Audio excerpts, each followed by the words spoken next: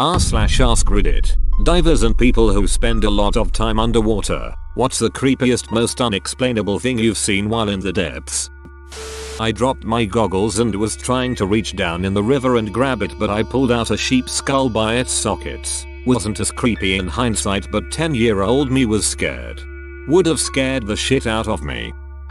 I dived myself but heard this story from a Garda diver. In 2010 a man took a test drive in a car with a salesman, and in a suicide attempt he drove the car off the pier into the sea and drowned. The salesman managed to escape by breaking the window and swimming to the surface. The divers were dispatched to retrieve the other man's body. This isn't in the news report, which I have a link to below for anyone interested. Simply through working in marinas at the time, I was able to be part of the conversation with the diver in question. When he got to the car, he said, the man was still facing forward, hands on the steering wheel, eyes wide.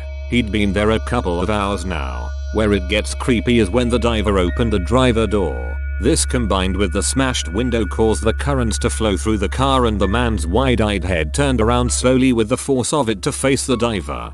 Why do I read this stuff right before bed?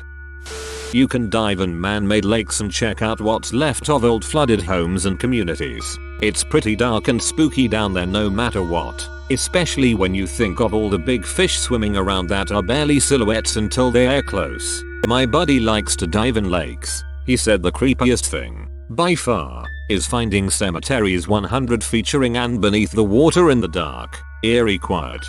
There's a lake around Branson, MO that has something like that. Always wanted to try that until this thread. Someone just dove to the bottom of our lake to check a drain, and now he won't go back under cause he said he saw a fish that could swallow him whole. LOL. 20+ feet long, he said. I'm a commercial diver and was once on a job cleaning a potable water reservoir. I'd been in other reservoirs before, but this was by far the biggest, at 40x 80 meters. To get in you had to open a hatch in the ground. The whole reservoir was underground, and climb down a ladder. The hatch was in a corner, so when you were in the far corner of the reservoir, it was completely pitch black, and you just had to hope your light didn't go out. I was about halfway through a 3-hour dive when the batteries in my torch started going flat. I watched the beam get narrower and dimmer until it cut out completely. It's not a huge problem if you lose light, as you can just follow your umbilical back to the hatch. Just as I started walking back, some obnoxiously loud banging started somewhere in the reservoir. I was the only diver in there, so it both confused and scared the shit out of me. Needless to say, I ran back to the hatch as fast as I could. I ended up getting my torch changed out and doing another hour in the water, but didn't hear the noise again. I still have no idea what it was, but the combination of my torch going out and loud banging coming from somewhere gave me a hell of a fright. Oh, his light is going out. I better bang on the ladder so he knows where it is. You went back in? Yeah, that's gonna be a no from me, dog. Surprised face with raised eyebrows. When you say run walk, is that diver slang for swim? Nope, I had about 50 kilograms of kit on and no fins, so I just walked along the bottom. It's a bit like being on the moon. Are you sure commercial diving is the best job for you? It seems like it'd be hard to swim with such massive balls. When I was a kid swimming in the lake at summer camp, I dove underwater and I swear I saw someone in scuba gear hiding underneath the dock watching us. I told the lifeguard, but he wasn't able to find anyone.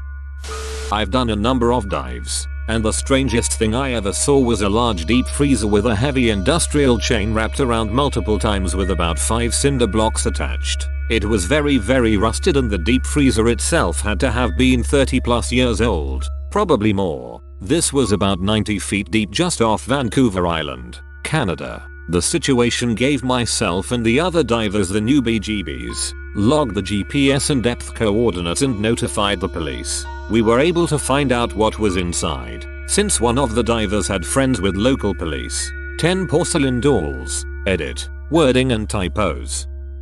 I had a dive master that told me once he was diving somewhere and found a full skeleton wearing diving gear with the air on the tank turned off pretty deep down. If I remember correctly, they said they reported it to the police and it was found out the man's wife turned off his air while they were on a dive to murder him. A coworker of mine goes cave diving and says that while not super common, you do find dead bodies in swim gear in caves sometimes. People either go too far into the cave and then run out of oxygen on the way back, or they squeeze past a tight gap and get stuck on the other side, unable to come back the way they came. I once went diving in Port Elizabeth, South Africa, where it is quite popular to see sharks. We begin diving and we are quite far from the shore. There's a cool looking structure under us. We swim towards it to get a closer look and I just start getting this cold feeling running through my body. And that's when a shark appeared and I physically shat myself from fear. At least you didn't mentally shit yourself. Also, good that he didn't financially shit himself. It could have been bad. He could have socially shit himself.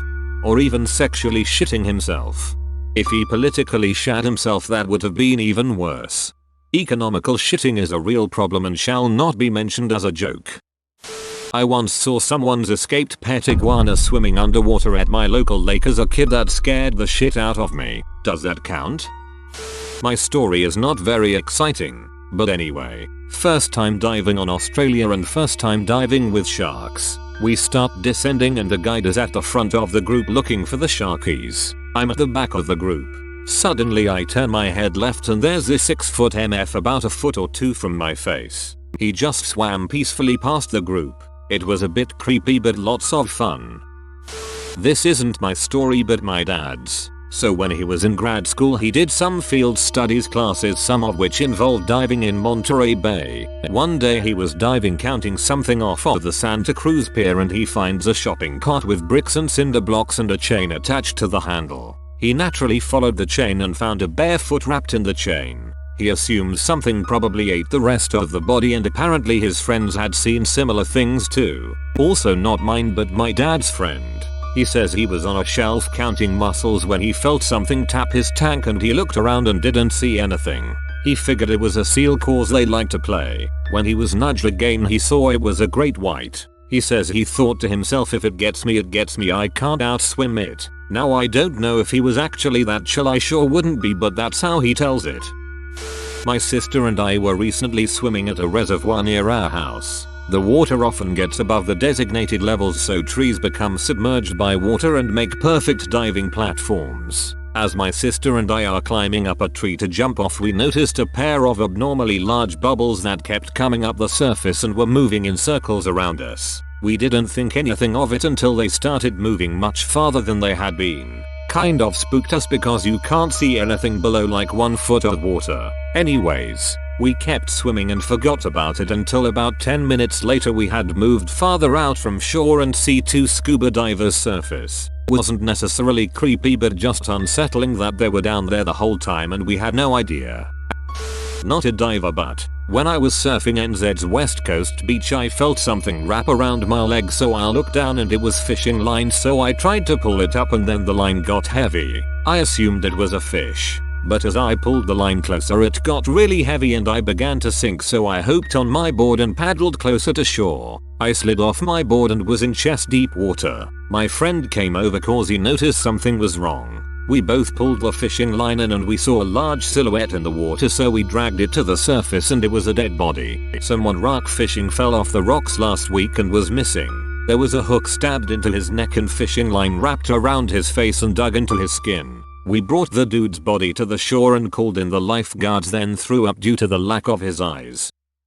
Make sure to smash that like button or else I'll become sentient and find you and kill you.